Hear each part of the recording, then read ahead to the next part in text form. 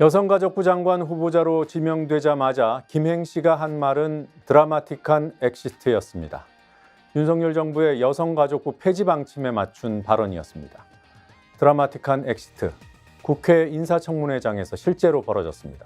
김행 씨는 자신에 대한 의혹 추궁에 부인과 궤변, 자료 제출 거부로 대응하다가 결국 나가버렸고 복귀하지 않았습니다. 하다하다 이런 후보자는 처음이라는 평가가 나옵니다.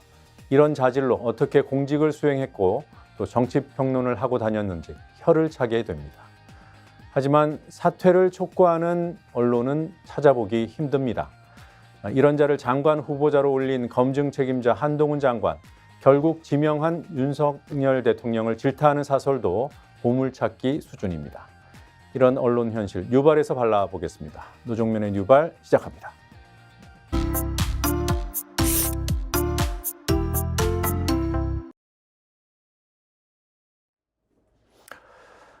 네, 중요한 뉴스 골라서 여러분들과 함께 중요한 부분에 밑줄을 그어보는 밑줄 쫙 순서입니다. 오늘 처음 보실 기사, 이균용 대법원장 후보자에 대한 부결, 국회 차원의 부결 문제를 다루고 있습니다.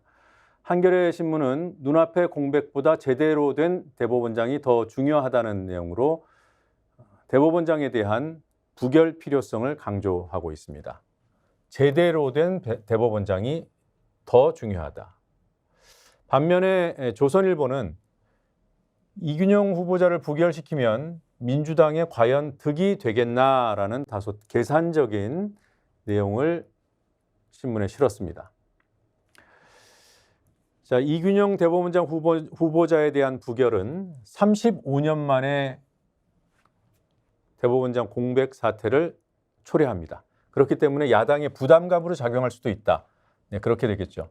그렇지만 부적격자의 6년을 인내하는 것보다 적격자를 찾기 위한 잠시의 공백이 국민을 위해서는 더 나은 선택일 수 있다. 한겨레 신문은 이렇게 보고 있습니다.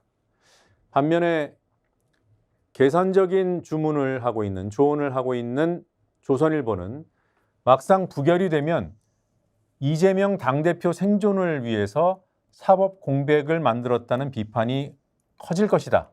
이것이 판사 사회를 자극할 수도 있다. 그러니 결국 민주당 이재명 대표에게 불리한 계산이다라고 얘기하고 있습니다.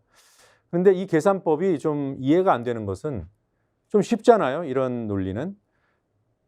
대법원장 후보자를 부결시켰을 경우에 판사 사회를 자극시킬 수 있고 그것이 당대표 생존을 위해서 불리할 수 있다. 이런 생각을 하고도 문제가 있기 때문에 부결시킨다. 이 논리가 좀 더 명쾌하지 않습니까? 여러분 생각은 어떠신지요? 김행 여성가족부 장관 후보자, 어제 인사청문회장이 뜨거웠습니다. 그 뜨거운 와중에 정말 있을 수 없는, 한 번도 있지 않았던 일을 감행했습니다. 김행 후보자를 둘러싼 여러 가지 의혹 가운데 이른바 주식 파킹 의혹, 본인이 설립한 위키트리 관계사의 주식을 2013년도 공직에 나갈 때 백지 신탁하지 않고 처분했습니다. 그런데 그 처분 방식에 문제가 있다. 신우이에게 팔았고 또 일부는 남편의 50년 지기 친구에게 팔았다는 그 부분 때문에, 그리고 나중에 되산 부분 때문에 통정매매 의혹, 주식 파킹 의혹이 일었습니다. 그 부분이 이제 집중적으로 제기된 의혹이고 청문회장에서도 질의가 나왔겠죠. 답변이 이렇습니다. 지금 생각해봐도 그 수밖에 없었다. 본인의 그 주식 매각 행위는 문제가 없었다. 위법하지 않았고 다른 대안도 없었다. 이 얘기는 거짓말입니다. 백지 신탁 제도 취지 자체가, 내용 자체가 신탁하면 그걸로 끝이에요. 팔리든 안 팔리든. 그 백지 신탁을 하지 않고 굳이 본인이 아는 사람한테 팔았다가 되사서 의혹을 본인이 자초했습니다. 그리고 그것이 통정매매인지 아닌지를 밝히기 위해서 그 당시에 경영 자료들, 정말로 어려워서, 회사가 어려워져서 되사줬다고 한 거 아니에요? 원래 되사할 생각이 없었는데 2018년도 그 무렵에 회사가 너무 어려워져서 직원들이 찾아와서 읍소하는 바람에 본인이 그 부담을 감수하고 되샀다는 거 아닙니까? 그럼 자료를 제출하면 됩니다. 근데 지금 보도된 내용들, 국회의원들이 이미 밝혀낸 내용들을 보면 그때 회사 문제 없었다는 거예요. 직원들이 오히려 늘었고 그 시기에 김행 후보자 해외 연수가 있었는데 급여를 3년 동안 최소 1억 6천만 원 받았다는 거 아닙니까? 어려웠다는 회사에서. 그리고 주식을 매입하던 그 순간에 그 전에는 잘 나가던 회사가 데이터도 올라가는 잘 나가던 회사가 갑자기 영업이익이 적자로 돌아서는 그 부분도 의혹이기 때문에 관련 자료를 내라고 했는데 안 내고 있습니다. 자, 어제 청문회장에서는 그것 이외에도 위키트리가 어떤 언론사입니까? 언론사라고 할 수 있나요? 선정적이고 자극적인 제목팔이를 하는 것으로 평가받는 그런 사례가 굉장히 많은 그런 매체입니다. 그 매체를 설립하고 운영해 왔기 때문에 이런 질의가 나왔어요. 성범죄를 자극적으로 묘사하거나 선정적인 제목의 기사들을 위키트리가 내놨어요. 거기에 대해서 물으니까 부회장인 본인이 기사를 직접 보지 않았다라는 답변을 했고요. 그러면서도 부끄럽지만 이게 대한민국 언론의 현실이다라는 유체 이탈 화법을 썼습니다. 이 대목을 잠시 영상으로 확인하시고 얘기 이어가겠습니다. 김행 후보자께서 이런 기사들로 돈을 버셨어요. 그러니까 혐오 장사로 주가를 79배를 급등시켜서 100억대의 주식 재벌이 되셨습니다. 차별과 혐오에 기생해서 100억이 넘는 자산을 증식을 시켜놓고 여성가족부라는 공직까지 맡겠다는 건 너무 욕심이 과하신 것 같습니다. 저도 부끄럽고 이게 지금 현재 대한민국 언론의 현실이기도 합니다. 왜냐하면 그 언론사의 대표세요. 저도 마찬가지고요. 부끄럽다고 이야기하시면 지금 그 자리에서 전 사퇴하셔야 된다고 생각합니다. 제가 말씀드리겠는데요. 사퇴하세요.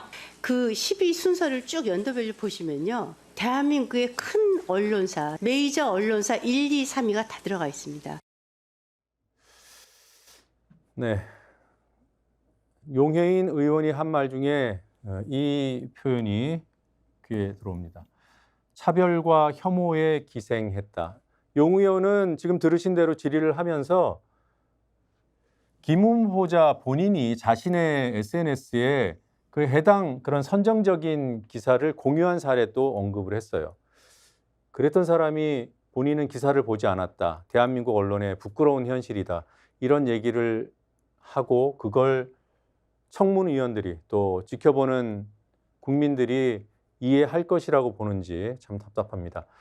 저희가 용혜인 의원의 질의 내용을 준비하면서 사실은 어제 청문회장에서 어떤 기사들인지 구체적인 사례들이 다 일일이 열거가 됐습니다.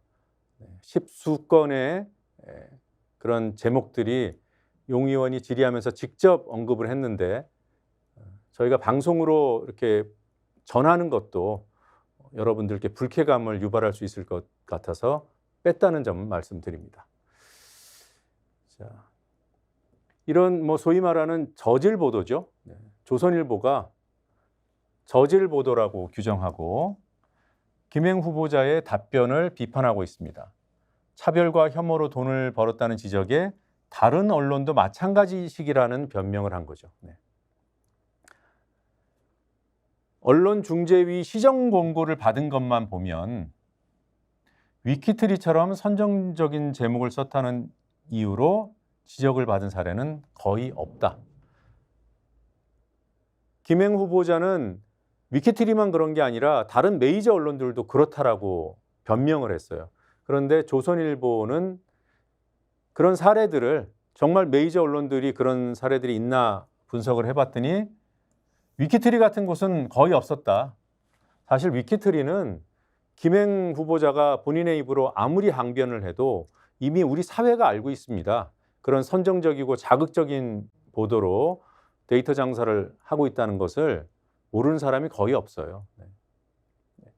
그리고 말씀드린 대로 본인 입으로 다 밝히겠다, 자료 제출 다 하겠다고 했던 사람이 자료 제출을 거부하고 있잖아요. 그리고 아까 말씀드린 대로 한 번도 있지 않았던 청문회장에서 볼 수 없었던 일이 어제 벌어졌습니다. 김행 후보자가 이 의혹 추궁받다가 나가버렸어요. 나가버리고 돌아오지 않았습니다. 김행 후보자가 나가기 직전에 국민의힘 의원이 나갑시다 했고요. 청문위원장이 후보자한테 나가지 말라고 분명하게 얘기했습니다. 그런데 정회가 선포된 사이에 나가버렸고 돌아오지 않았고요. 국회는 청문회를 하루 더 하기로 의결했습니다. 그런데 오늘 다시 열린 청문회장에도 모습을 보이지 않았습니다. 이에 대해서 청문위원장인 권인숙 의원은 사상 초유의 일이다. 김행 후보자 본인 입으로 여성가족부 드라마틱하게 엑시트 시키겠다고 했잖아요. 본인이 엑시트, 퇴장, 탈출, 청문회장을 탈출해버린 거죠. 어제 상황 영상으로 잠시 보시겠습니다. 제가 장관 후보자로 지명된 지 20일 만에요. 제가 무슨 사건인지도 모르겠어요. 그 사건에 제가 주가 조작의 주범처럼 지금 묘사가 되어 있어요. 그러니까요. 제가 어떻게 아니라고 입증을 하겠습니까? 입증을 제가 하셔야죠. 아니 제가 후보자님이 하셔야죠. 저를 자세에 형사범으로 대해서 몰고 있지 않습니까? 자세에 대해서 제가 여기 지적을 하는 와서 지금 범죄자 취급을 당하는 것이 지금 그러면 자료를 공개하시는 아니 도저히 이걸 감당을 못 하시겠으면 사퇴를 하시든가요. 자료 제청 안 하고 본인이 범법이라는 사실들을 계속 얘기를 하시면 그거에 대해서 증명을 못 하시면서 고발하라든가 뭐 이런 식으로 얘기하시면 자료 제공 못 한다 이러시면 안 됩니다. 아니요, 조용히 하시면 진행하겠습니다. 갑시다.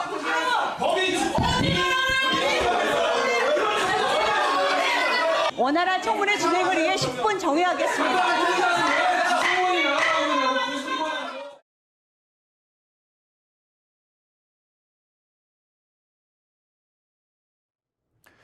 네, 김행 후보자한테 나가자고 한 사람은 국민의힘 지성호 의원이었습니다.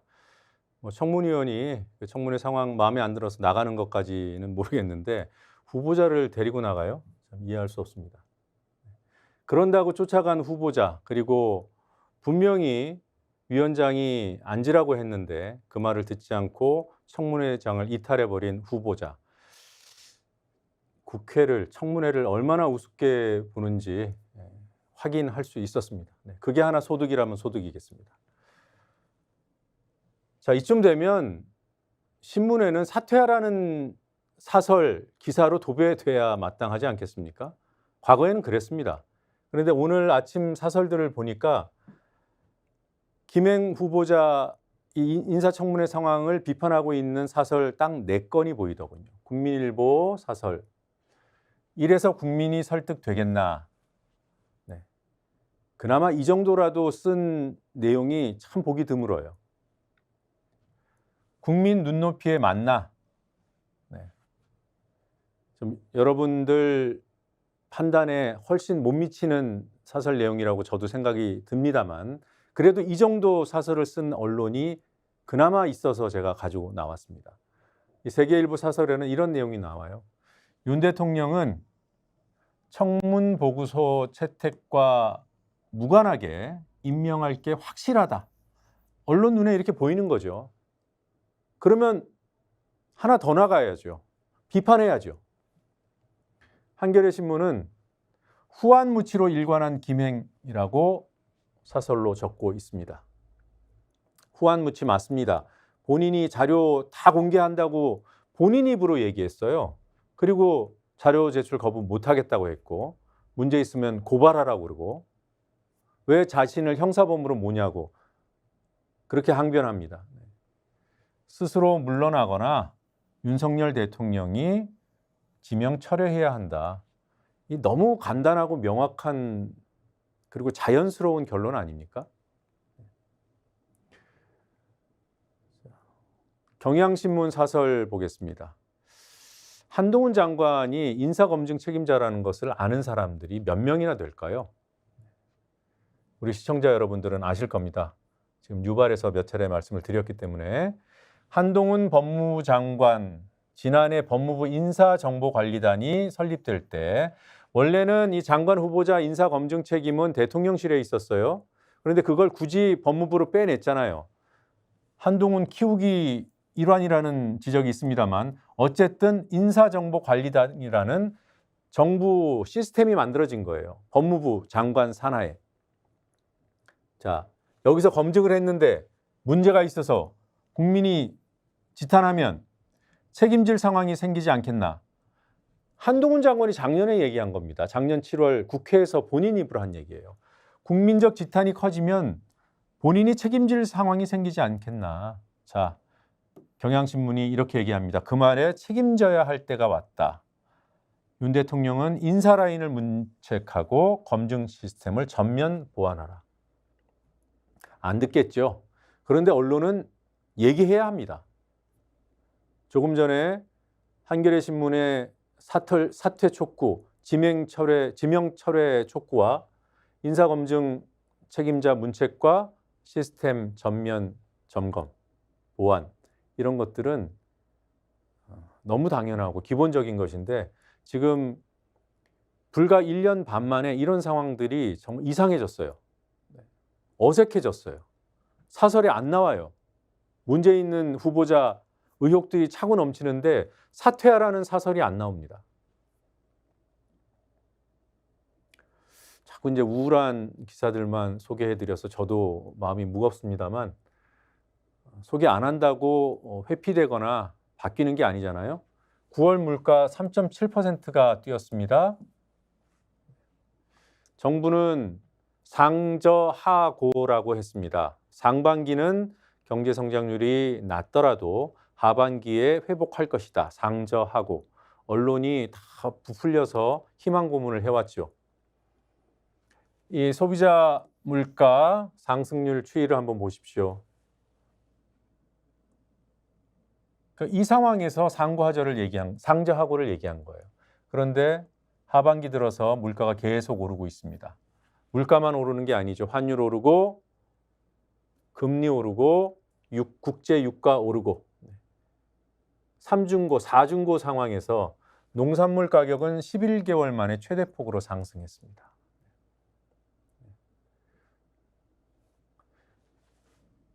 기름값, 농산물, 거기에 공공요금까지 올라서 고비가 풀렸다. 물가의 고비가 풀렸다. 경향신문이 이런 상황에서 또 한 가지 우리가 관심을 기울여야 할 대목을 짚었습니다. 학자금을 못 갚고 있는 청년 대출자가 급증했다. 지난해 기준으로 거의 11만 명입니다. 11만 명. 이게 1년 사이에 23.6%가 급증한 수치예요. 학자금을 못 갚는 청년들, 해법은 무엇일까? 경향신문은 정부가 민간의 청년 고용을 독려하라고 합니다. 청년 고용, 민간 기업들이 청년들 많이 고용하게 사실 독려한다고 되는 게 아니죠. 경제 체질이 바뀌어야 되죠. 그래도 하여튼 정부는 나서야죠.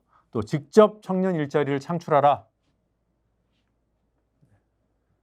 사실 언론이 얘기할 수 있는 당연한 요구이기도 해요. 그런데 여기 하나 덧붙이자면 정부는 이렇게 적극적으로 나서야 하는데 뭐 하고 있습니까? 이념 정치에 올인하고 있습니다. 조선일보 기사 하나 보시겠습니다. 외국 사례를 소개하고 있어요. 고물가일 경우에는 선진국에서도 개입한다. 정부가 개입한다. 그러면서 횡재세 얘기를 하고 있습니다. 횡재세는 이 물가가 올라서 예를 들어 정유업계로 하면은 기름값이 올랐는데 정유사는 폭리를 취하죠. 고금리 상황에서 은행은 폭리를 취하죠. 이럴 때 그게 이제 횡재를 한 것이기 때문에 여기에도 징벌적 수준의 세금을 물려야 한다. 그 개념이 횡재세입니다. 이게 가능할까? 이런 의문을 가지실지 모르겠지만 조선일보가 유럽에서는 현실이라고 얘기하고 있어요. 유럽연합 27개 나라 가운데 24개 나라가 횡재세를 이미 시행하거나 계획하고 있다. 의외로 조선일보가 횡재세에 대해서 반대하는 그런 사설이나 칼럼들을 실지 않았더라고요. 실제로 횡재세 도입 여론이 커지면 논조가 어떻게 될지는 모르겠습니다만 지금 횡재세를 물려야 한다는 주장이 점점 더 확산되고 있는 것 같습니다. 횡재세까지 안 가더라도 기업들이 또 돈 많은 사람들이 세금을 좀 더 내게 해야죠. 그래야 세수가 펑크가 안 나죠. 올해 세수 펑크 얼마라고 했습니까? 69조 원입니다. 이렇게 경제가 어렵고 사회가 혼란스럽고 정부는 역할을 못하고 있고 이런 상황에서도 경향신문 칼럼으로 총리를 향해서, 국무총리를 향해서 위기에 처한 한국 경제를 살리는 구원투수가 돼주길 기대한다고 요청하고 있습니다. 구원투수가 되다오. 이 칼럼의 제목은 운칠복삼 한덕수의 승부수라고 돼 있어요. 운칠복삼, 운칠기삼은 들어보셨죠? 운이 7할이고 기술, 실력이 3할. 그러니까 기술이 아무리 좋아도 운이 따라야 된다. 그리고 이 운칠기삼 이런 얘기들은 관가에서 많이 쓰이는 이유는 관운이 있는 사람들한테 운칠기삼이라는 얘기를 합니다. 실력이 있어도 운이 따라야 된다. 근데 운칠복삼이라고 한 것을 보면 한덕수 총리는 운도 복도 많은 사람이다. 그러니 뭐 전부 다 행운이다 뭐 이런 얘기죠. 근데 이제는 능력으로 이름을 남겨라 이렇게 주문하고 있는 겁니다. 제목에 다시 보면 승부수라고 되어 있습니다. 한 총리는 무색무취하다, 부드러움이 장점이다 이런 평가들이 있었어요. 그래서 말투를 보더라도 좀 온화한 느낌이 나죠. 그런데 요즘에는 아닙니다. 발언이 세졌어요. 얼마 전부터 싸움탁처럼 변했다고 칼럼이 지적하고 있어요. 자, 이것이 당신의 승부수냐고 묻는 겁니다. 지금 이 윤석열 정권에서 국무총리로서 또는 또 다른 어떤 자신의 영향력을 위해서 싸움닭 역할을 하는 것이냐, 그러니까 윤석열 코드에 맞추는 것이냐라고 묻는 거죠. 그러지 말고 승부를 걸려면 능력으로 위기에 처한 한국 경제를 살려라 이렇게 얘기합니다. 그러면서 싸움닭은 한동훈 장관 한 명이면 충분하다. 사실 한동훈 장관이 지금 싸움닭 역할을 할 처지가 못 되죠. 이재명 민주당 대표 구속영장 기각 그리고 인사검증 실패에 대한 책임을 져야 될 상황입니다. 조금 전 칼럼에서 하나 여러분들과 공유하고 싶은 대목이 있었는데요. 빼먹을 뻔했습니다. 밑줄을 함께 그어보겠습니다. 지금 상황, 월급만 빼고 모든 것이 올랐다. 이런 생각하시는 분들 많으실 텐데요. 제가 조금 수정해 보면 월급 그리고 내가 보유한 주식만 빼고 모든 것이 오른다. 이런 상황이 속히 개선되기를 기대하지만 정부가 역할을 해줘야 되는데 참 난감합니다. 정부는 이렇게 이념몰이, 이른바 이념 정치에 몰두해 있어요. 정부 여당이 아시안게임 한중전 열렸을 때 다음 카카오 서비스인 클릭 응원에 중국 응원 숫자가 10배 이상 높았다고 거의 광분하고 있죠. 여론 조작의 증거다. 총선 때도 쓸 것이다. 이렇게 몰아가고 있습니다. 언론이 차분하게 분석하고 따끔하게 질타를 해야 되는데 그런 기사들 찾기 어려워요. 한겨레가 여론 조작으로 몰아간 여권을 비판하고 있습니다. 여러분들도 다 아시겠지만 그 서비스, 클릭 응원이라는 다음 서비스는 8년 전부터 스포츠 중계할 때 심심풀이로, 재미로 참여할 수 있도록 열어놓은 서비스예요. 로그인 안 해도 되는 거고 막 눌러도 되는 겁니다. 애초에 설계 자체가 그렇게 돼 있어요. 그러니 로그인을 해서 자기 아이디 노출시키고 써야 되는 댓글, 그 댓글을 조작하고 기계를 붙이고 이러는 것과 아예 비교 자체가 안 되는 일이죠. 너무 쉬운 매크로로 너무 쉽게 수치를 올릴 수 있는 것과 댓글 조작을 단순 비교해가지고 무슨 업무방해다, 조작이다, 뭐 북한이 개입했을 의혹이 있다. 아니 이게 참 성립되는 우려입니까? 누굴 바보로 알아도 유분수지. IT 업계에서는 한탄을 하고 있대요. 포털이 납작 엎드린다는 지적도 있답니다. 지금 보면 다음 카카오가 약자처럼 보입니다. 처음에 이 문제 제기가 이루어졌을 때 다음 카카오는 억울하다고 했어요. 8년 전부터 해오던 서비스고 로그인을 안 해도 되는 어떤 재미 요소였고 실제로 다른 게임에서도 한국과 뭐 카메룬, 한국과 키르기스스탄 이런 게임에서도 상대팀 응원이 훨씬 높았다. 80%, 90%였다. 이런 사례를 제시하면서 억울하다고 했어요. 그런데 압박이 세지니까 어떻게 했습니까? 경찰에 수사 의뢰했습니다.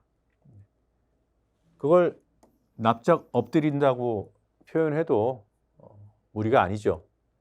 근데 제가 여기서 한 가지 더 짚고 싶은 것은 포털, 공룡인 이 포털이 약자입니까? 왜 약자 코스프레를 하죠? 억울하면 억울하다라고 얘기하고 부당하면 부당하다라고 얘기해야죠. 왜 눈치 보고 납작 엎드립니까? 본인들이 마치 피해자인 것처럼, 약자인 것처럼. 포털은 결코 약자가 아니에요. 막대한 자본을 보유하고 있는 자본 권력입니다. 네. 오늘 밑줄 짝은 여기까지 보겠습니다.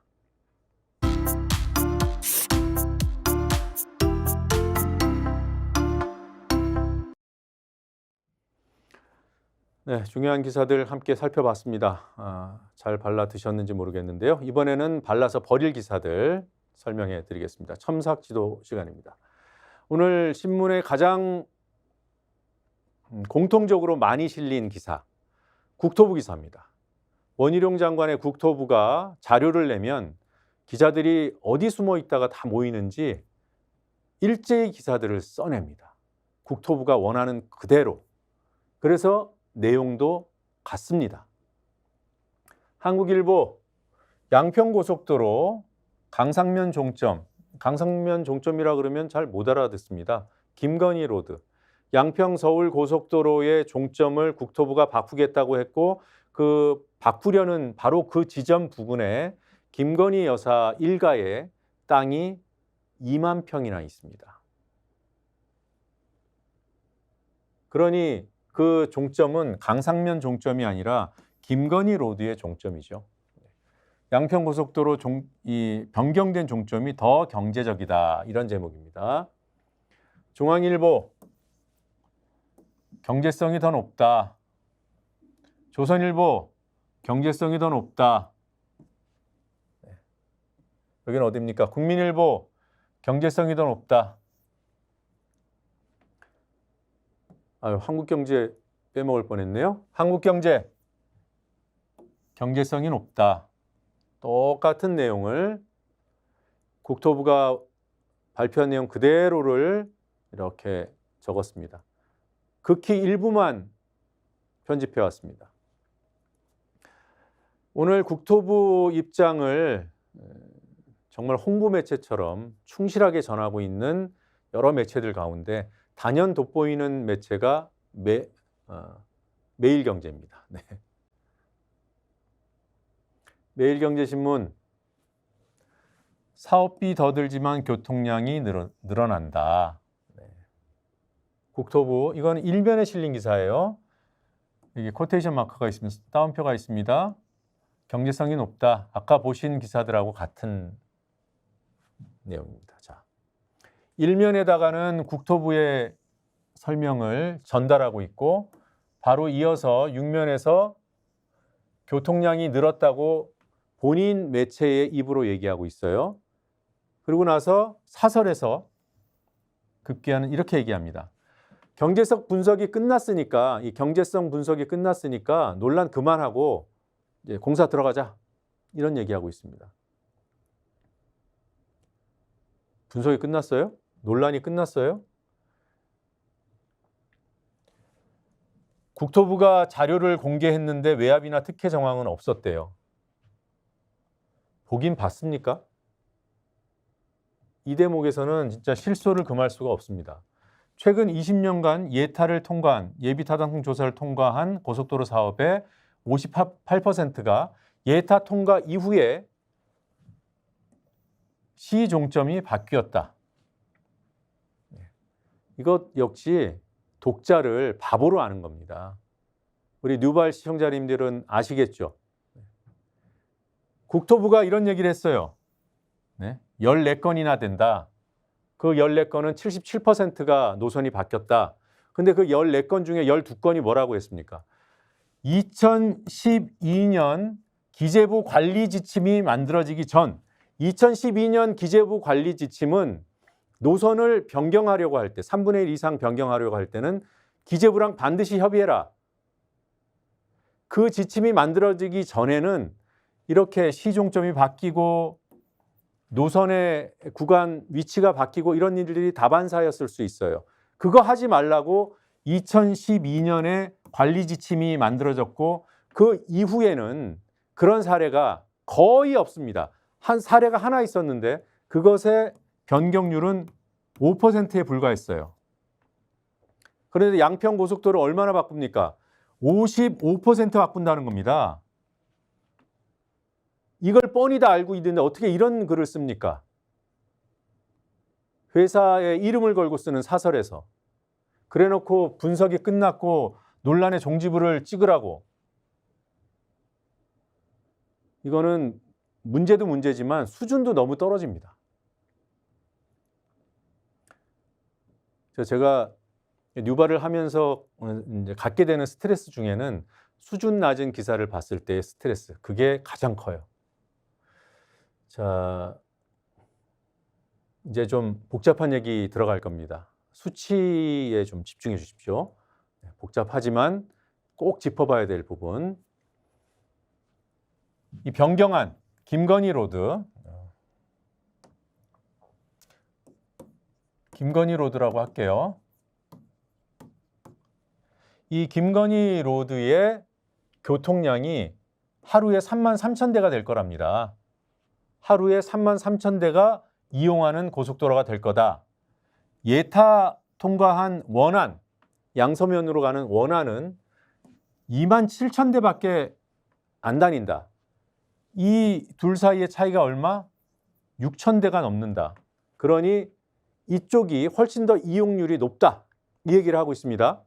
자, 27,000과 33,000 기억해 주세요. 6,000 차이가 나요. 그 다음에 중요한 편익 비용 수치. 이게 1이 넘어야 경제성이 있는 겁니다.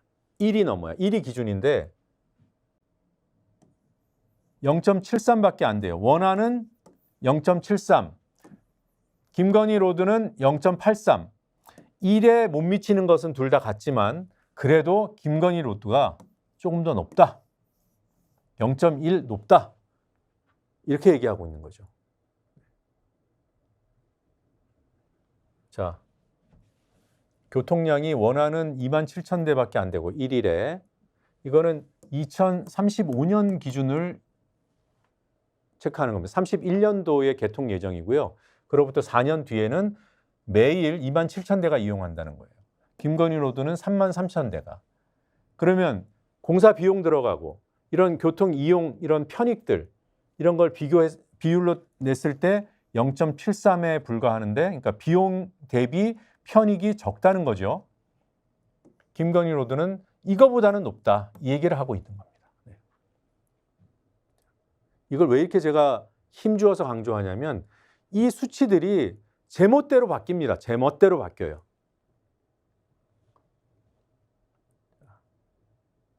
이게 2021년 5월에 기재부 산하 KDI가 발간한 예타 보고서예요.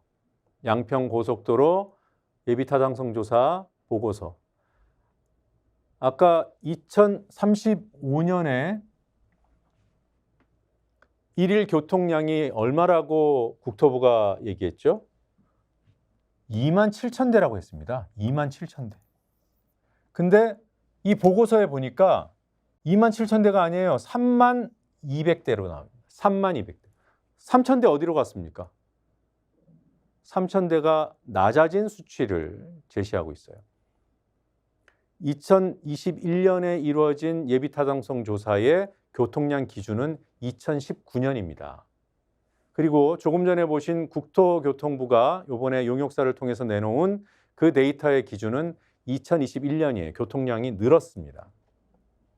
그런데 원안에 대한 교통량은 오히려 3만 대에서 27,000대로 3,000대가 줄어버렸어요. 이상합니다. 또 하나, B, C, 비용 편익 분석. 아까 원안은 0.73, 김건희 로드는 0.83이라고 했죠? 원안이 근데 0.82로 나와 있네요. 0.82라고 돼 있습니다. 0.82. 이걸 국토부는 왜 0.73이라고 하죠? 이상합니다. 제가 이 수치들이 계속 들쭉날쭉한다고 말씀드렸잖아요. 둔갑하는 교통량과 편익 비용 분석. 2021년 5월 예비타당성 조사 보고서에는 1일 3만 대, BC 0.82로 명시되어 있습니다. 조금 전에 확인한 바와 같습니다. 이때는 변경안이 나올 리가 없고요. 2023년 9월 지난달에 국토부가 내놓은 자료에 따르면 변경안이 1일 교통량에서 원안보다 2,000대 많다고 했어요. 2,000대 많다고 했어요. 3만 대, 3만 2천 대. 그 자료에 그렇게 되어 있습니다. 그런데 이번에 나온 거 보니까 여기는 1,000대가 더 늘었죠. 3만 2천 대에서 3만 3천 대로 늘었어요. 여기는 3,000대가 줄었습니다. 게다가 이 BC도 줄어들었어요.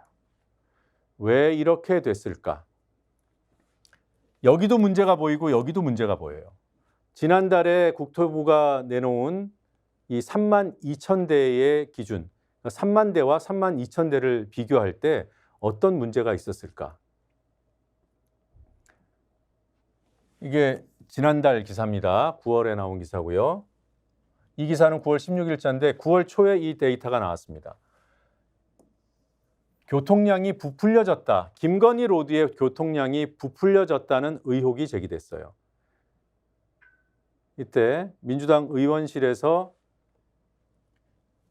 국토부의 자료를 비교 분석했더니 국토부가 3만 2천 대라고 얘기했던 1일 이용량 3만 2천 대라고 얘기했던 이 수치는 여기서 온 겁니다. 기준이 이렇게 돼 있어요. 영향을 미치는 지역을 43개 시군구로 책정을 했고 교통량 기준을 2021년에서 가져왔습니다. 그런데 원안의 예타 보고서에 있는 3만 200대는 29개 시군구가 영향권이고요. 2019년 기준입니다. 교통량이.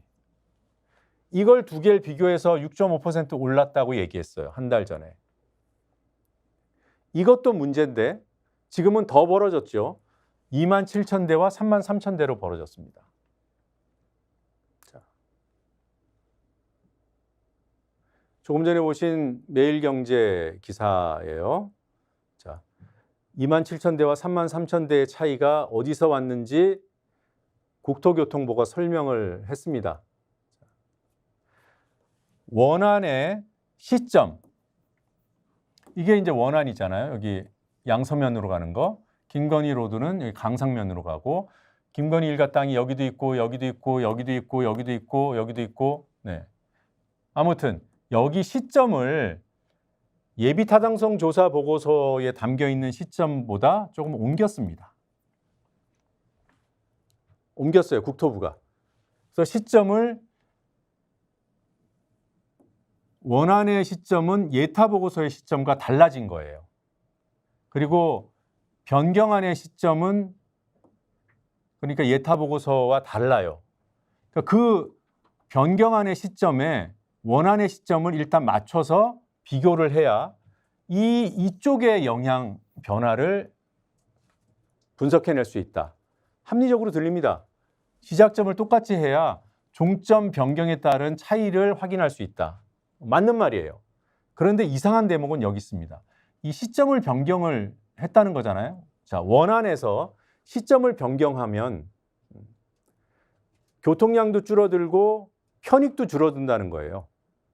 비용 대비 편익도 줄어든다는 거예요.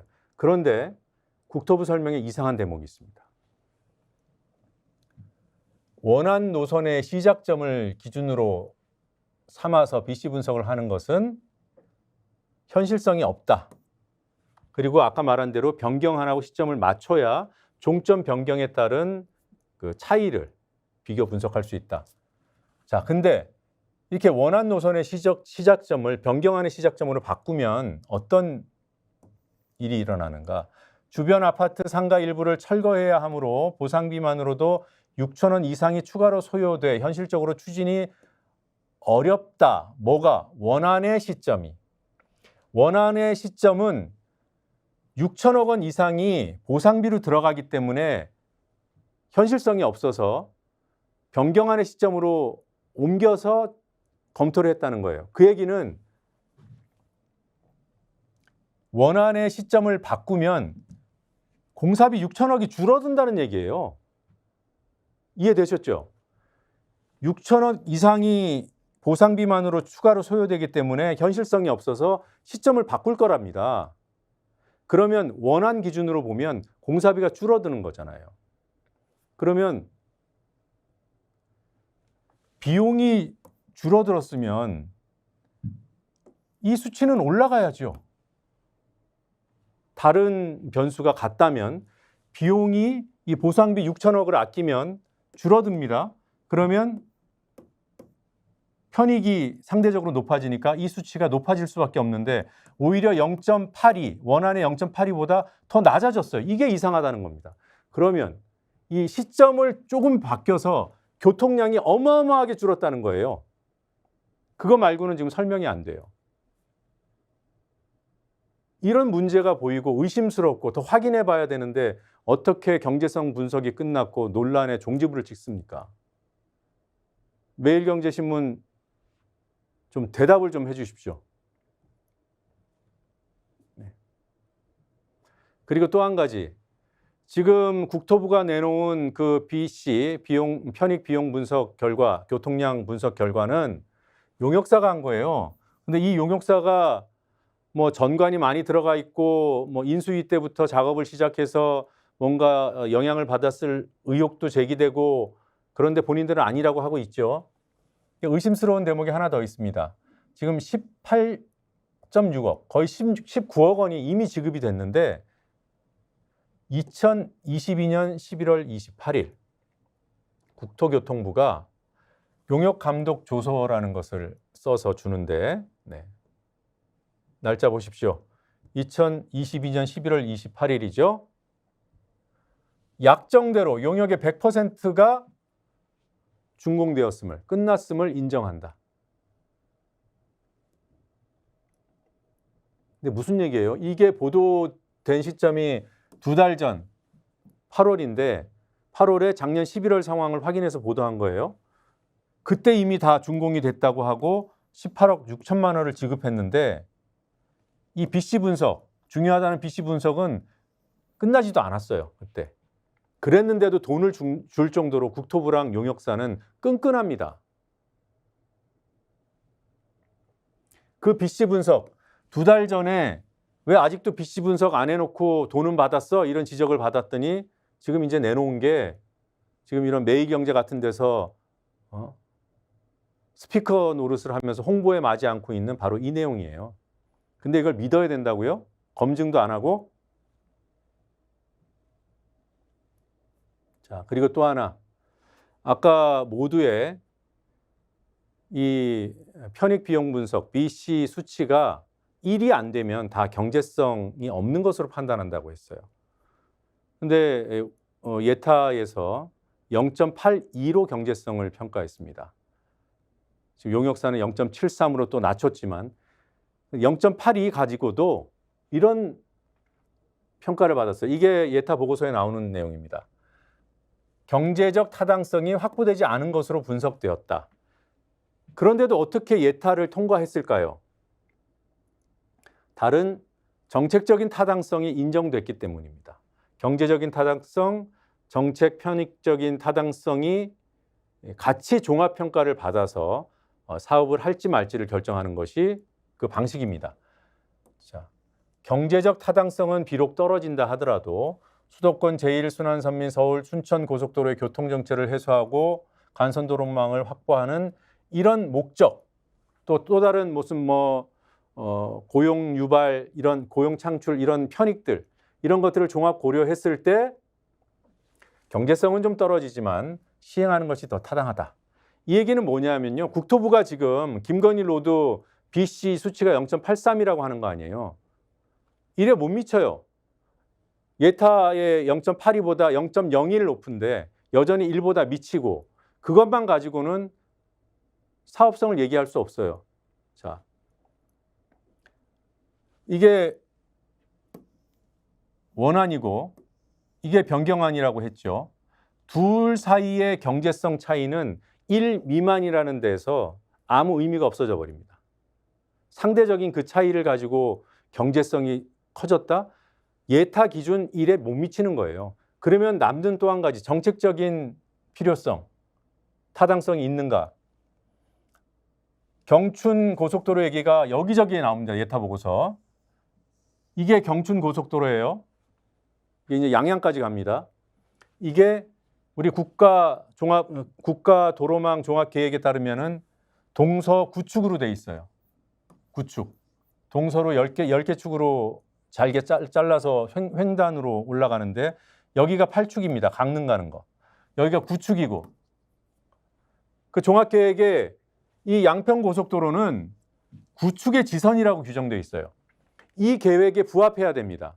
이 고속도로 정체를 해소하고 간선망이 연결되도록 해야 돼요. 언제 연결될지 몰라요. 만약에 연결된다면 이게 자연스럽습니까? 이게 자연스럽습니까?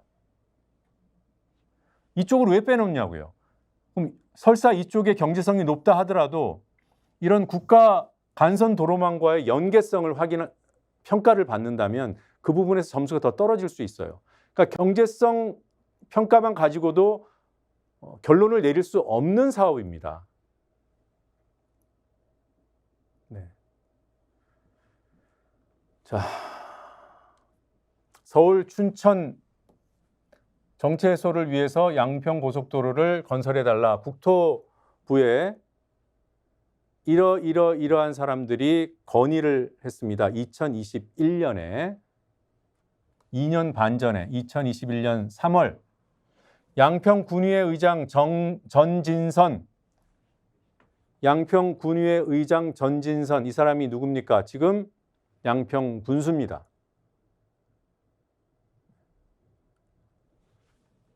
지금에 와서는 변경안으로도 춘천 연결 가능하다. 연결 가능하죠. 네? 연결 가능합니다. 뭐 이렇게 돌아서는 못 가겠습니까? 네? 이렇게 빠꾸해서는 못 가겠어요? 어느 게 더 합리적인가를 따져보자는 거죠. 아무튼 이 전진선이라는 사람에 대해서 조금 더 설명을 드리겠습니다. 전진선, 지금 현재 양평 군수 김건희 로드의 전위대라고 할 수 있습니다. 주민들 갈등이 일어나든 말든 지금 강상면으로의 변경안을 적극적으로 추진해 가고 있습니다. 근데 이 사람이 양평 군의회 의장을 했다고 했죠? 네. 양평 군의회 의장을 하던 2020년 10월 23일 군의회 회의록을 뉴스버스가 찾아서 확인해 봤습니다. 2020년 10월은 예타 반년 전이에요. 예타 들어가기 전에 예타에 올릴 안을 확정하는 군의회 차원에서 확정하는 단계였습니다. 자, 원안, 양서면으로 가는 원안 확정 건의안이 상정되자 전진선 당시 군의회 의장은 이렇게 얘기합니다. 본건에 대해 사전에 충분한 협의가 있었으므로 질의와 토론을 생략하고 발의 원안대로 의결하고자 한다. 이의 없으시면 가결한다. 땅땅땅 때렸습니다. 전진선 현재 군수가 군의회 의장할 때 이렇게 했다고요. 회의록에 나와 있는 내용이에요.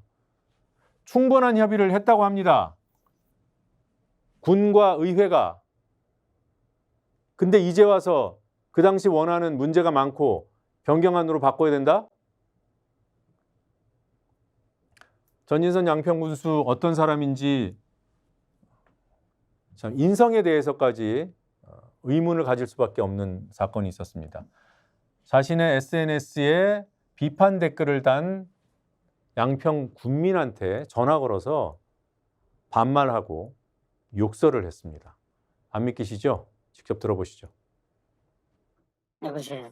예, 제 전진선입니다. 아, 예, 예. 예. 그 좋은 의견 주시는데 네. 그 한번 만납시다. 나하고 만나가지고 한번 얘기 좀 합시다.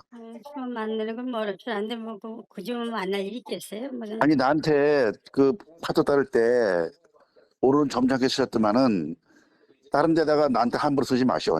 말씀 어? 그렇게 하지 마시고 이렇게 반말. 말씀 그렇게 하는 이야기 한번 만나자 그러니까요. 아 근데 반말 내가 좀 이렇게 찾아갈까요? 말하지 말아봐요. 내가 당신보다 한참 위야. 왜 이렇게 반말을? 수첩 이가 아니라 당신이 나한테 그렇게 했잖아. 나한테 어떻게 썼는데? 아니 그뭘 어떻게 썼는데 그렇게 공개적으로 한번 당신이 찾아볼까? 얘기하면 되죠. 공개적으로 나한테 당신이 문자- 얘기하면 되죠. 뭐 나한테 문자 놓은 거 한번 반말 찾아볼까, 찍어야 내가? 돼 군수가. 어? 나한테 문자 놓은 거 이 자식이 찾아볼까? 이런 자식 있어 이거. 이 자식이 끊었나? 미친놈이네 이거. 반말하려면 전화 끊어 임마. 야 이 새끼야. 네. 먼저 반말을 했고 군민도 감정이 격해져서 욕설을 하셨고 또 군수도 욕을 했고 전화를 또 했습니다. 그래서 또 비슷한 대화를 했어요. 그런 사람입니다. 그런 사람이 지금 이른바 김건희 로드를 강력하게 밀어붙이고 있어요. 지금 양평군에는 전진선 군수 이외에 또 한 명의 해결사로 불리는 사람이 있어요. 양평군의 도로국장. 네. 이 사람이 누구냐? 전진선 군수가 작년 7월에 취임하자마자 원포인트 인사로 국장을 시켜준 사람입니다. 물론 뭐 일 잘하면은 승진시킬 수 있죠. 그런데 이 사람이 누구냐? 윤석열 대통령 처가의 경기도 양평의 공흥지구 개발 특혜 의혹 사건. 공흥지구 개발할 수 있는 아파트 지을 수 있는 인허가 기간이 지났는데도 그걸 연장시켜주고 문서를 공문서를 위조하고 그랬던 사람이죠. 그래서 기소까지 돼 있어요. 지금 윤석열 검찰이 기소한 사람입니다. 그런 사람이 지금 김건희 로드 해결사를 사실상 자처하면서 설명회 하러 다니고 홍보하러 다니고 그러고 있습니다. 이런 사람을 원포인트 인사로 국장시켜준 김건희 일가에 특혜준 사람이잖아요. 그렇게 이렇게 퍼즐을 맞춰놓고 의심하지 말라고 하면은 누가 의심을 안 합니까?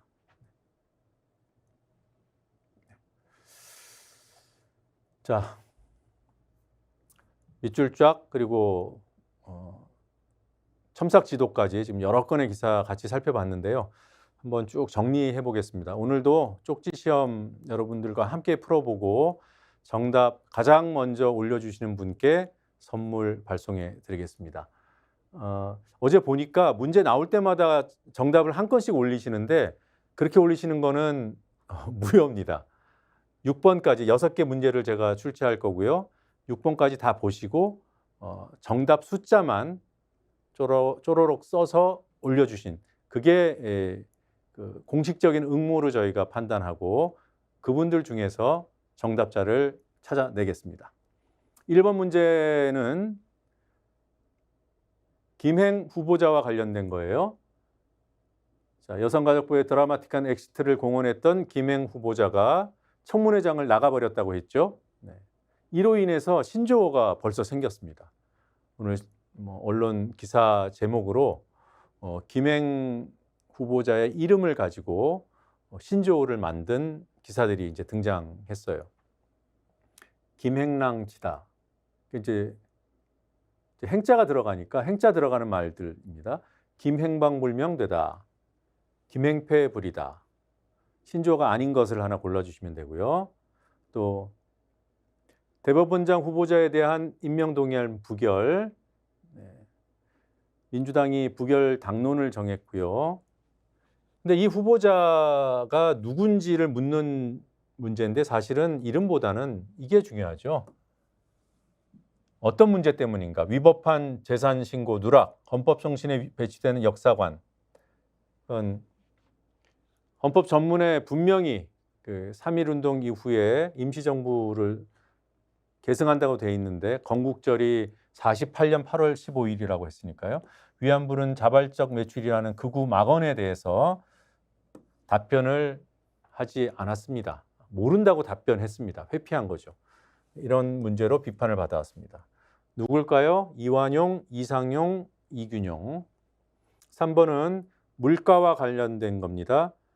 조금 전에 소개해드린 조선일보가 유럽연합의 상황을 전달했는데 고물가 상황에 편승해서 막대한 이익을 챙기는 기업에 어떤 세금을 부과하는 제도가 있다고 했습니까? 황천세, 횡재세, 황당세 골라주시면 되고요. 네. 4번 문제는 양평고속도로 관련해서 경제성 분석이 끝났다고 단정한 언론이 있다고 했죠. 어떤 신문사인지 하나 찾아주시면 되겠습니다.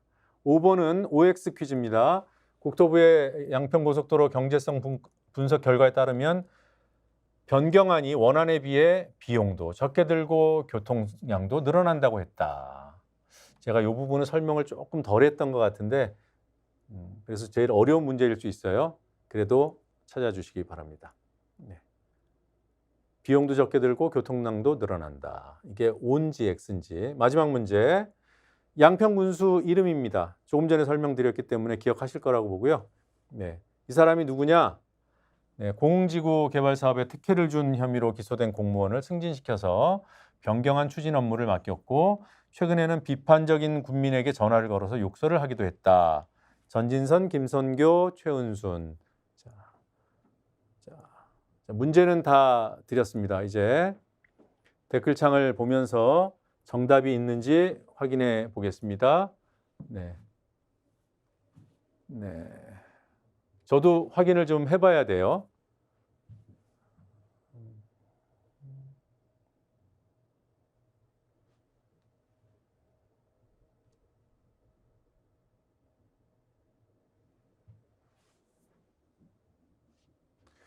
네. 정답자가 이미 있어서 제가 말씀드려야 되겠네요. 332321이 맞습니다. 지금 여러분이 힘내라 한국님 332321 맞춰주셨고요. 또 한욱인 님도 332321 맞춰주셨고 여러분들이 맞추셨는데 안타깝게도 한 분에게만 선물을 발송해 드릴 예정입니다.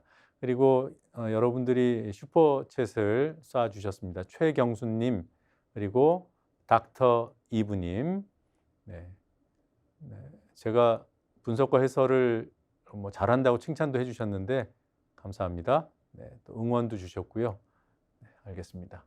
그리고 동해랑 독도랑님 슈퍼챗 주셨고 또 소하원미경님 응원 주신 내용 감사드립니다.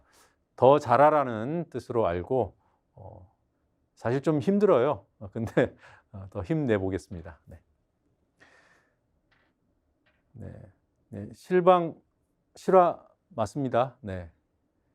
거의 매일 제가 이제 라이브를 하려고 하는데 가끔씩 예기치 않게 일이 생기면은 뭐 녹화하는 경우도 있지만 월, 화, 목, 금은 라이브로 4시 50분부터 약 1시간 정도 생방송 진행합니다. 오늘 이 쪽지 시험에 응시해 주신 여러분 고맙습니다.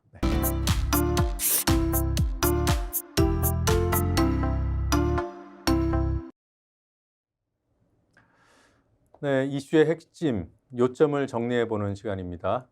스펙스 신입사원과 함께 쉽게 풀어보겠습니다. 한우주 씨, 어서 오세요. 안녕하세요. MBC 사장을 누가 뽑는다고 했죠? 복습입니다. MBC 이사회인 박문진. 네, 방송문화진흥원 진흥회. 네. KBS는 누가 임명할까요? 똑같이 이사회가 뽑고 임명은 잘 모르겠습니다. 예, 뽑는 건 맞아요. 이사회에서 뽑는데 한 명을 뽑아서 네. 대통령한테 추천을 해요. 그럼 대통령이 임명을 하게 됩니다. 이사회에서 추천한 사람을 거부하지는 않아요.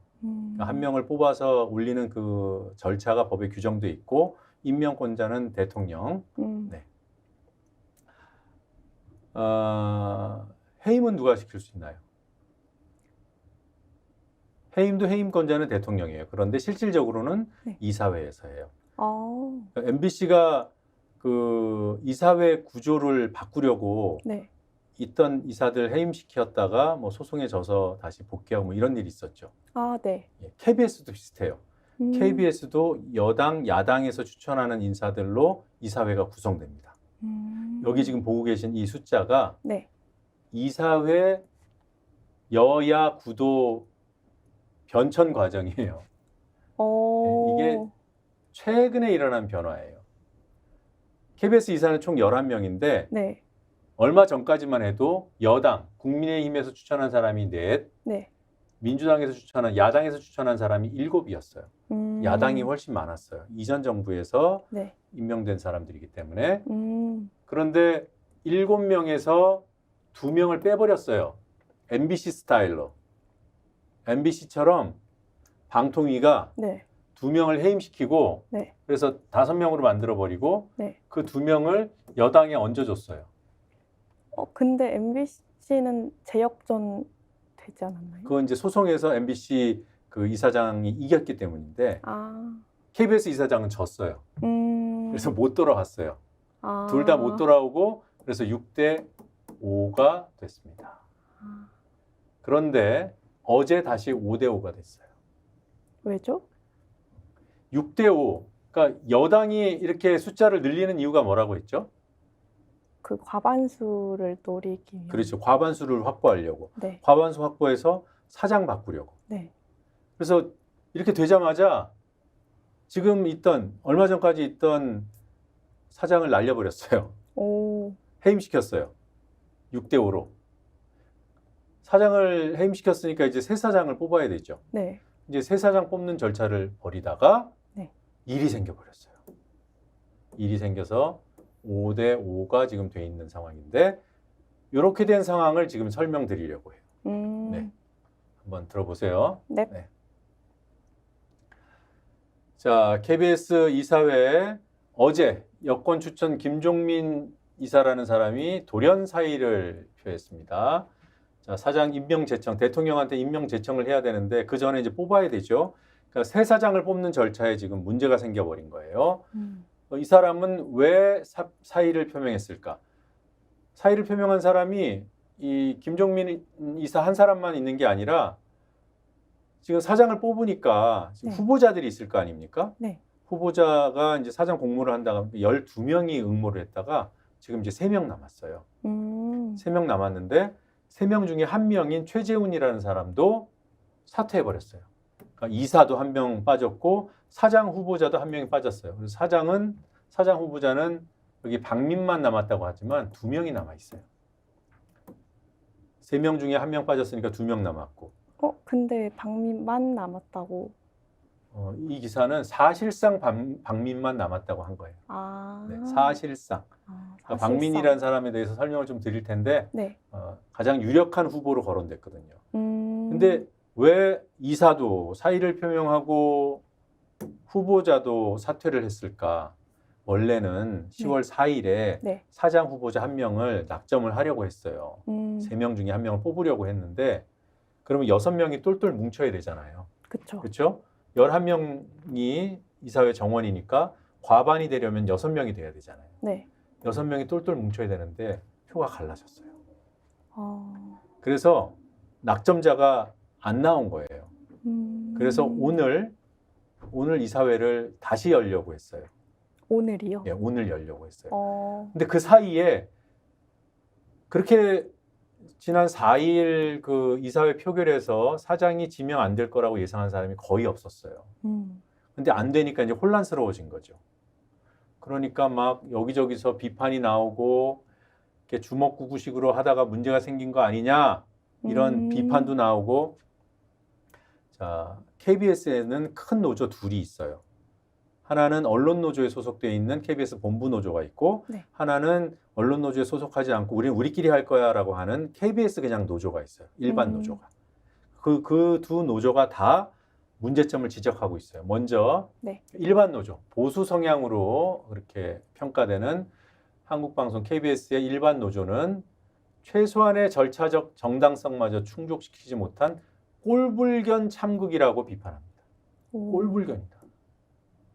그러면서 박민 얘기가 또 나와요.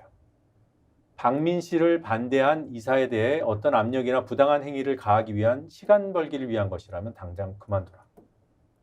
그러니까 박민을 반대하고 있어요. 도대체 어떤 분일지 궁금하네요. 예. 그런데 언론노조 소속의 노조가 또 있다 그랬잖아요. 네. 거기도 이제 큰 노조인데 그 노조에서는 이 상황 자체를 반대해요. 이게 정권의 개입에 의해서, 외압에 의해서 KBS 이사진 교체가 이루어졌고 사장 해임이 이루어졌고 그 결과로 사장 후임 선출이 이루어지는 거기 때문에 이 절차 자체가 다 문제라고 얘기하는 거예요. 자, 그럼 박민은 누구일까? 네, 이 사람은 신문사 논설위원을 한 사람이에요. 얼마 전까지. 최근까지 문화일보 논설위원을 하다가 KBS 사장에 응모한 사람이에요. 근데 이 사람이 사실상 내정돼 있다라는 설이 바다해요. 언론계에는 쫙 퍼져 있어요. 그리고 이 사람의 독특한 이력 중에 하나는 법조 언론인 클럽이라는 단체가 있거든요. 네. 여기에 회장을 역임한 사람이에요.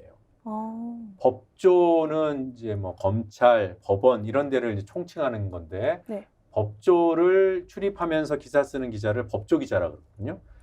그 법조 기자를 했던 모양이에요. 그걸 했던 사람들이 만든 친목 단체인데 이 정권 들어서 법조 언론인 클럽 회장 출신이 잘 나가요. 방심위원장도 최근에 6대 회장이 됐고. 네.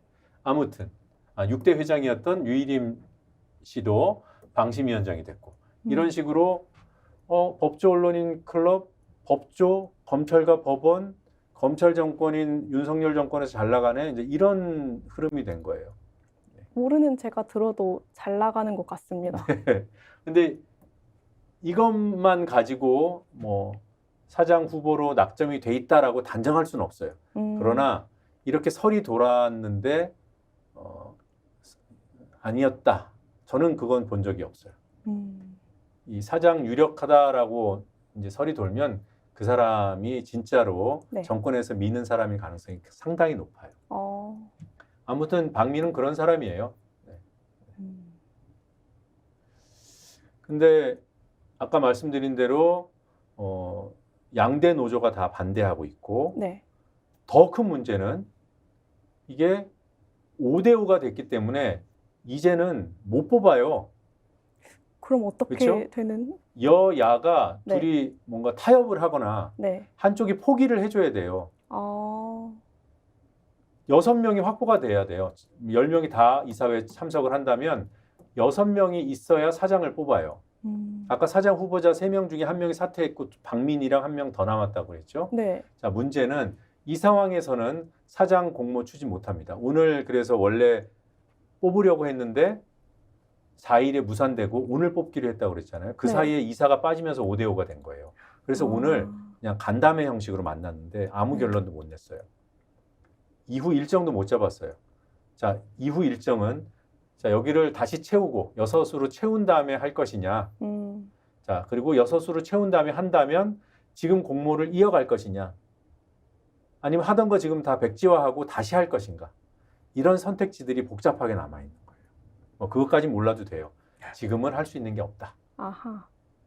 그래서 여길 더 채우겠죠, 그렇죠? 하나 더 채울 거예요. 근데 시간이 좀 필요하다.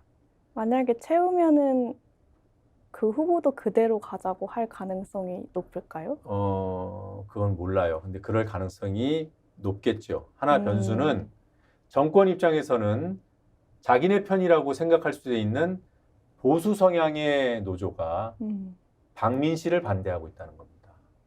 오. 박민 씨를 정말로 정권이 밀고 있다면 이 사람을 빼야 되냐 말아야 되냐 지금 고민을 하고 있을 거예요. 안 빼고 그냥 밀어붙이면 여기서도 반대할 가능성이 있어서 아. 리스크라고 생각할 겁니다. 그럼 낙하산 사장 반대 투쟁이 소위 말하는 낙하산 사장 반대 투쟁이 자기네 편이라고 생각했던 노조에서도 나오면 좀 곤란해질 거다. 이런 판단은 할 수 있어요. 네. 여기까지 설명드리고 제가 오늘 이 기사로 네. 강조하고 싶은 핵심은 네.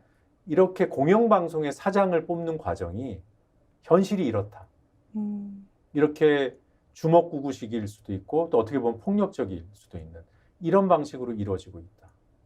자기 편들도 단도리를 못한 상태에서 진행될 만큼 굉장히 급하게 추진되어 왔다.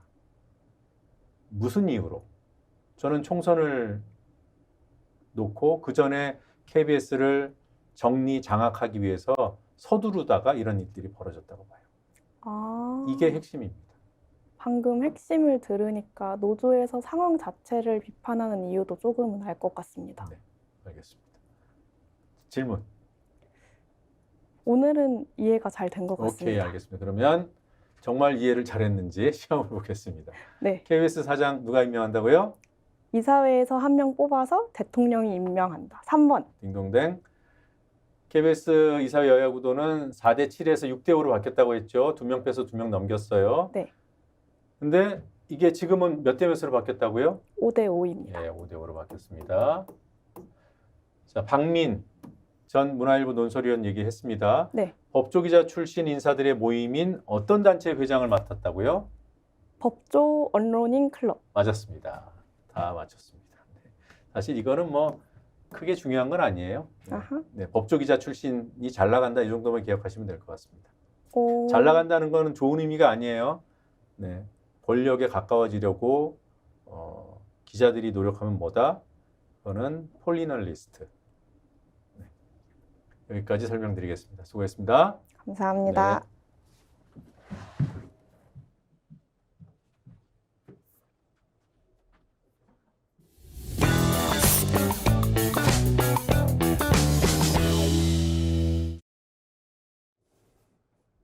네, SNS 통신문 발송하겠습니다. 내일부터 수도권 지하철 요금, 전철 요금이 오릅니다. 걱정들이 많으실 텐데요. 뭐 이것도 하나의 유령이라고 말씀드려야 되는 상황 자체가 좀 답답하긴 합니다. 정기권을 오늘까지 사두시면 당분간은 기존 요금으로 이용하실 수 있습니다. 네. 뭐 정기권 사시면 60회 이용할 수 있으니까 그 정도는 기존 요금이 적용되고요. 지금 수도권 무제한 교통카드가 도입 논의 이루어지고 있는 거 소식 들으셨는지 모르겠는데 서울시에서 제안을 하고 경기도와 인천시가 지금 협의를 벌이고 있는 것이 수도권 무제한 교통카드예요. 일정 금액의 교통카드를 구입을 하면 그것으로 무제한 대중교통을 이용할 수 있는 겁니다. 문제는 서울, 인천, 경기 다른 교통망을 통합해서 적용할 수 있는 시스템을 갖출 수 있느냐 이게 핵심인데 서울, 경기, 인천이 지금 협의를 하고 있다니까 결과를 기다려 봐야 될 것 같습니다. 지금 서울시 오세훈 시장이 제안한 이 무제한 카드는 6만 5천 원짜리예요. 6만 5천 원짜리 무제한 카드를 사면 서울에서 무제한으로 이용할 수 있다는 건데 이걸 수도권으로 확장하자는 논의가 진행 중인 거고 또 하나는 6만 5천 원 너무 비싸다. 이걸 좀 더 낮춰보자. 이런 요구들도 나오고 있습니다. 어찌됐든 지금 지하철 요금이 오르는 마당에 이런 부분이라도 빨리 결론이 났으면 좋겠고요. 부산은 어제부터 지하철 요금이 인상이 됐습니다. 그런데 대도시 최초로 12세까지는 무료를 적용하기로 정책을 바꿨습니다. 지금까지는 5세까지만 무료 이용이 되죠, 대중교통. 그런데 부산에서만큼은 12세까지 무료 이용이 가능합니다. 이 부분도 다른 지자체로 확대되기를 기대해 봅니다.